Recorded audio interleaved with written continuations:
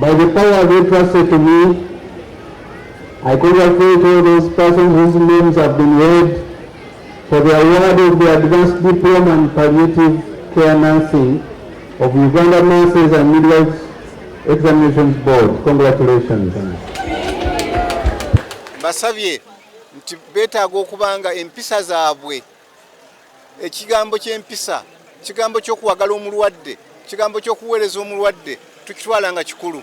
Waliwo ze tuyita professional ethics. Kati zeetaagibwa nnyo okubeera nga ziri emphasized olwaleero n'okusinga yesterday.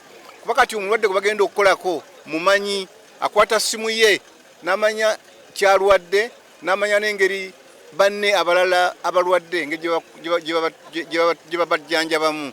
N'olw'ensonga eyo empisa n'obulombolombo wa profession gye tuyita ethics mubukwate nnyo, mubulemereko, ate busobole okubaagazisa omulimu gwammwe n'okugwongeramu value. Download the app on App Store or Google Play Store now. Vision Digital Experience, the future of media.